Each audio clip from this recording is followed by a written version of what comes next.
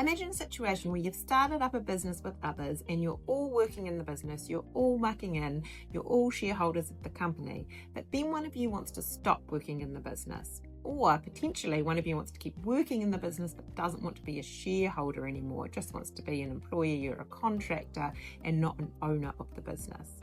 What do you do?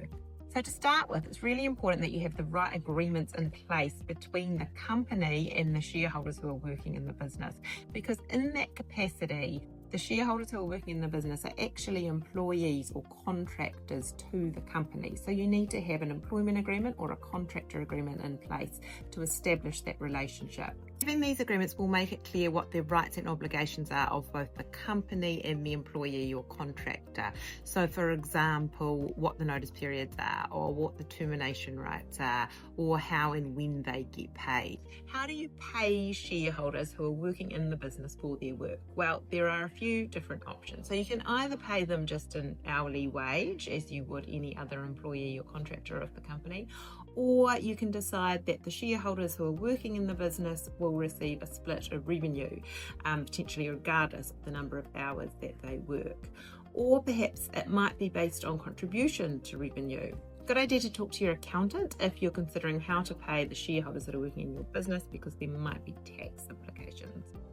So the other way in which shareholders might receive money from the business is by way of a dividend. So dividends are normally paid from the profit of a company. So when you've taken into account the revenue made by the company and then minused off the expenses, and then any remaining profit might be paid out to shareholders, depending on what the rules are for the company that are agreed between the shareholders. Your shareholders agreement, you need to determine what happens if one of the shareholders wants to stop working in the business.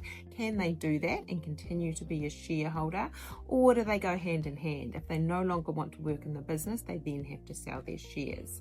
Often in high growth or product-based companies, shareholders are permitted to keep their shareholding even after they stop working in the business. They might have really needed them to get the company and the business off the ground to start with, but then they're allowed to keep and retain their shareholding when they look to employ others. What happens if they want to sell their shares but do want to continue working in the business? Can they do that? So these are the things you need to discuss together and decide to determine what to put into your shareholders agreement. You might want to consider things like conflict of interest if the former shareholder keeps working in the business when they're no longer a shareholder, and things like protection of confidential information, just obviously because their position has changed when they're no longer a shareholder of the company.